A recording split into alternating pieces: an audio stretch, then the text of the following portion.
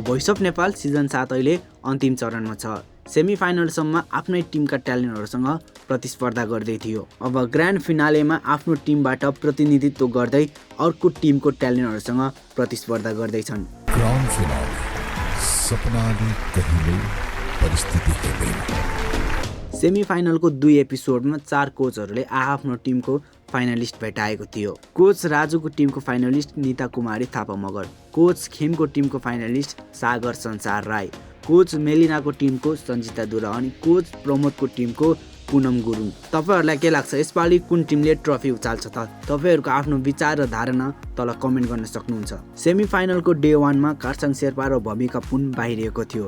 Day 2 मा रञ्जिता विश्वकर्मा र अन्जना सारू मगर बाहिरिएको थियो। तपाईहरुलाई यो सेमिफाइनलको नतिजा कस्तो लाग्यो? सञ्जिता दुरा and Punam Gurung from team प्रभु। भोइसमा पैसा र डलरको चलखेल भएको भनेर सधैँ आरोप लाग्दै आएको छ। यसपालिको नतिजाहरू पैसाले गरेको नतिजा हो कि होइन तल कमेन्ट गर्न सक्नुहुन्छ। मलाई लाइभ राउन्ड पछिको सबै एपिसोडको नतिजा कस्तो लाग्यो भनेर भन्नुपर्दा 50% ट्यालेन्ट कला र गलाले अघि बढ्यो भने 50% ट्यालेन्ट चाहिँ नोटले नै अघि बढेको हो भोट किनेर। यसपालिको नतिजामा म 100% सेटिस्फाई पनि छैन र 100% डिसअपोइन्ट पनि छैन। बाँकी अब कुरा गरौँ यी 4 ट्यालेन्टहरू मध्ये कसले ट्रोफी उचाल्छ होला त? सिधा र ठाडो भाषामै भन्नुपर्दा जोसँग धेरै पैसा छ या भनौँ जसले धेरै पैसा खर्च गर्छ उसले नै ट्रफी उचाल्ने हो यसपालिको सिजन 7 को। अब यी 4 ट्यालेन्टहरू मध्ये कसले ट्रफी उचाल्छ त्यो पनि हेर्न बाँकी नै छ। अहिलेलाई हेरौँ यी 4 फाइनलिस्टले ब्लाइन्ड अडिसनदेखि अहिलेसम्म आइपुग्दा कस्तो प्रस्तुति दिएको थियो र यिनीहरूको प्रस्तुति कस्तो थियो। सुरु गरौँ लोक गायकको टिमको फाइनलिस्टबाट। सागर संसार राई 4th चेयर टर्न गरेको ट्यालेन्ट हुन्। उनी सङ्गीतमा लागेको धेरै समय भइसक्दा पनि सफलता हासिल नभएपछि भोइसमा आएको छ यसपालि। ब्लाइन्ड अडिसनमा क्लासिकल गीत गाएर 4 कुर्सी घुमाउन सफल भएको थियो। ब्याटलमा मेलोडिक र पूर्वेली फ्लेभरको गीत गाएको थियो। यसै गरी एकपछि अर्को उत्कृष्ट प्रस्तुति दिँदै उनी अहिले फाइनलिस्ट बन्न सफल भएको छ कोच खेमकोबाट।